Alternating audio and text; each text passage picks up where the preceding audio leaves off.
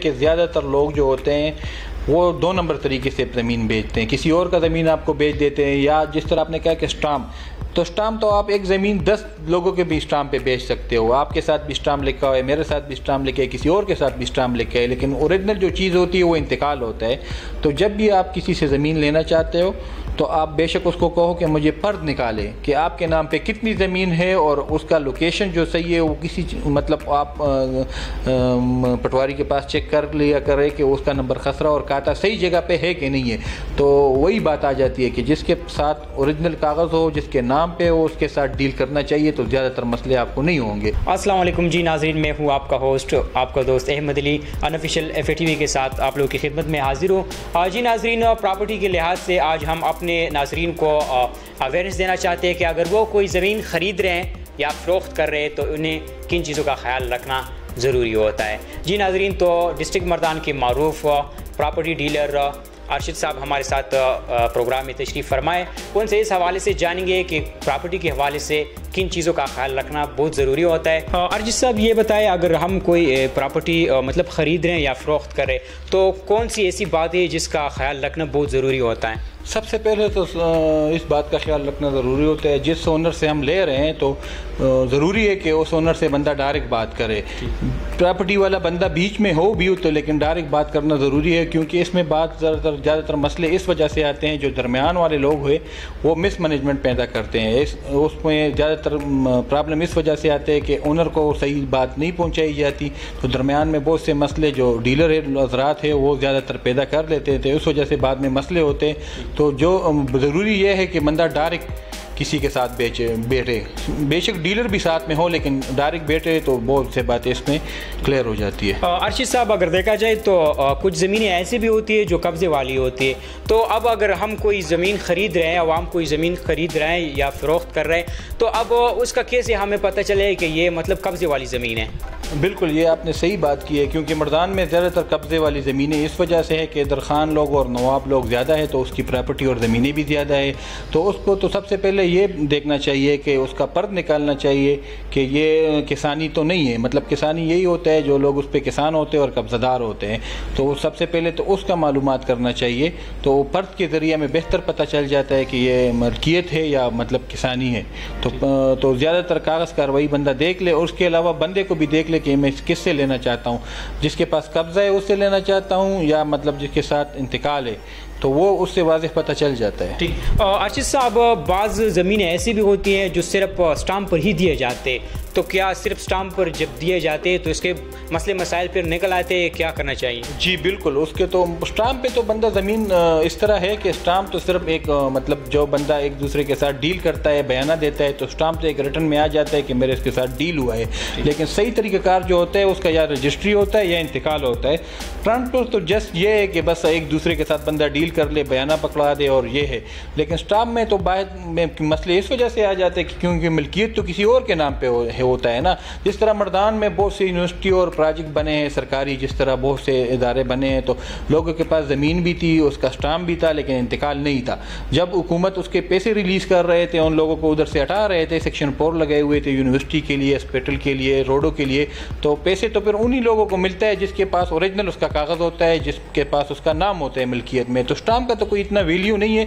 Stamp सिर्फ इसीलिए ज़रूरी होता है कि बंदा जो ट्रांसफ़र से पहले जो डीलिंग करता है तो वो स्टाम्प पे करता है, लेकिन ट्रांसफ़र करना ज़रूरी होता है। सही। अरशद साहब, अगर ज़मीन किसी और के नाम पर रजिस्टर हो तो फिर हम उसे ख़रीद कर अपने नाम पर किस तरह रजिस्टर करवाएंगे? उसके तो इधर 2 तरीके हैं। एक तो ये तरीका है कि बंदा कंप्यूटर में जाके उधर प्रॉपर इंतकाल करवाए। दूसरा तरीका ये है कि उधर से पर्द निकाल के रजिस्ट्री भी करवा सकते हैं। तो 2 तरीके हैं, या तो ट्रांसफ़र बंदा करवा दे, मतलब या रजिस्ट्री करवा दे, और या इंतकाल ट्रांसफ़र करवा दे। तो ये 2 तरीके हैं। सही। अरशद साहब, अगर देखा जाए तो बाज़ केस इस तरह भी आते हैं कि जो ज़मीन बेच भी देता है, ज़मीन फ़रोख्त कर देता है, वो कोई और ले लेता है, बाद में मसले ये निकल आ जाते हैं कि वो उसने अपनी हक महर में अपनी बीवी को दी होती है, फिर ये मसला निकल आए, तो फिर हम इससे कैसे बच जाएंगे, हमें कैसे पता चलेगा, और इससे बचने के लिए क्या तरीक़ेकार इख्तियार करना चाहिए? बिल्कुल, ये बहुत ज़रूरी बात है। ज़्यादातर ये मसले पहले तो नहीं थे, लेकिन अभी ज़्यादातर ये मसले आ रहे हैं कि जो बंदा निकाहनामा करता है तो उसमें ज़रूरी कोई प्लाट बंदा लिख लेता है या कोई बंगला मतलब लिख लेता है या कोई ज़मीन लिख लेता है, क्योंकि वो तो उसके नाम पे ट्रांसफ़र नहीं होता, ट्रांसफ़र तो उसके शोहर के नाम पे होता है। जब डीलिंग करता है तो वो शोहर ही करता है। तो इसका तो सबसे बेहतर तरीका ये है कि एक तो बंदा उसको देख ले कि ये किस स्टेटस का आदमी है, मतलब ठीक आदमी है, जैसे मैं ले रहा हूँ, बाद में ऐसे ना हो कि इसमें कोई मसले निकल आए। और दूसरी बात ये है कि सबसे ज़रूरी अभी बंदा जब अपना सेफ साइड पे रहे तो सबसे ज़रूरी ये भी हो कि डीलिंग से पहले बंदा भी उससे पूछ ले कि आपके मतलब बीवी के साथ तो आपने इसके कमिटमेंट नहीं किया हुआ है, या आप मतलब बंदा कहते कि यार आप बुरा ना मनाएं, मतलब माइंड ना करें, मुझे इसका आप अपना निकाहनामा भी दिखा दे कि मैं ज़्यादा कंफर्म हो जाऊं, क्योंकि एक दफ़ा पैसे चले जाते हैं तो बाद में तो फिर कोर्ट केसेस और मसले आ जाते हैं। तो जब बंदा मतलब कोई 2 नंबर काम करता है तो पैसे लेने से पहले वो सब कुछ मांगता है, आपकी सब बातें मानता है, लेकिन जब पैसे उठा लेता है तो फिर तो वो आपको कहता है आप जानो और आपको तो मैंने ट्रांसफ़र किया है, केस जानो। तो बेहतर यही है कि बंदा निकाहनामा भी साथ में चेक कर ले, और अखबार में भी उसी टाइम बंदा दे सकता है, जिस तरह आपने कहा है कि अखबार में भी बंदा दे सकता है कि मैंने ये ज़मीन लिया है। अर्शिद साहब, आप लोग जब कोई ज़मीन ख़रीद रहे हैं या फ़रोख्त करें तो कोई सरकारी बंदा या कोई और इस पर नज़रसानी करता है, कौन हो? जी बिल्कुल करता है। हम पहले तो ये करता है कि जो ज़मीन हम ले रहे हैं पहले हम पटवारी के पास जाते हैं, उसका जो शजरा होता है, जो अक्स होता है वो निकाल लेते हैं, उसका नंबर खसरा चेक कर देते हैं कि ये बंदे से हम ले रहे हैं, इसका मतलब इसमें कितनी इसकी मरले है, कनाल है, जो भी वैल्यू वो चेक करते हैं। फिर बाद में कंप्यूटराइज अभी तो सिस्टम आ गए हैं और बंदा ऑनलाइन भी चेक कर सकता है कि मेरे कौन से मौजे में कितना इंतकाल है या कितना मतलब मेरी ज़मीन है, तो वो आप निकाल के फिर पटवारी के पास जाके उसको मौके पे लेके जाना ज़रूरी होता है।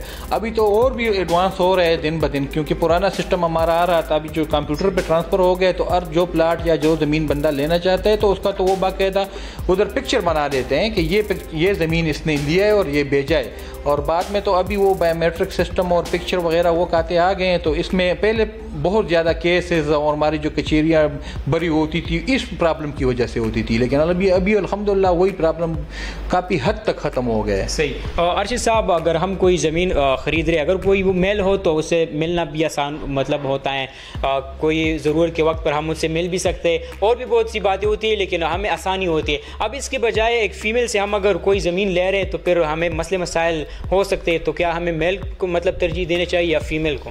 हाँ बिल्कुल, ये बात आपने बिल्कुल सही पॉइंट उठाया है, क्योंकि हमारे पठानों के इलाके में हर जगह का अपना एक रिवायत होता है, अपना एक तहजीब होता है। हमारे यहाँ तो औरतों को मतलब ज़्यादातर हम पठान जो कहते हैं तो डीलिंग में या इसमें ज़्यादातर शामिल नहीं करते, क्योंकि प्रॉपर्टी तो ज़्यादातर उसके नाम पे होती है। तो या तो बंदा ये करे कि जब तक बातों की उसकी शहर से या बेटे से बात करे, या जिसके पास उसका पावर ऑफ अटॉर्नी हो तो उससे भी बंदा बात कर सकते हैं, क्योंकि सरकारी तौर पर उसने इजाज़त दिया होता है कि ये मेरी ज़मीन मतलब का डीलिंग कर सकता है। और बेहतर बात यही है कि बंदा मतलब लेडीज़ वकील हो तो वो भी एक सरकारी मतलब तरीके से उसके पास वो लेके जा सकती है, उसको घर में भिजवा सकती है कि यार ये डील आपने किया है, इस तरीके से किया है, स्टाम है, या मतलब आप बाद में ट्रांसफ़र करोगी। तो ये बहुत सेफ तरीका है कि बंदा अगर डायरेक्ट नहीं मिल सकता फीमेल से तो वकील के ज़रिए बंदा मिल सकता है, लेडीज़ वकील के ज़रिए मिल सकता है। तो इसमें से बहुत से मसले ख़त्म हो जाते हैं। ख़र्चे बचाने के लिए अपने नाम पर जब हम ज़मीन ले लेते हैं तो हम तो आगे बेचते हैं, तो हम कोशिश करते हैं कि इससे डायरेक्ट हम अपने नाम पर इंतकाल ना करें, क्योंकि अगले पार्टी को देना होता है तो हम कहते हैं कि डायरेक्ट उसके नाम पे उसका ट्रांसफ़र करवा दे।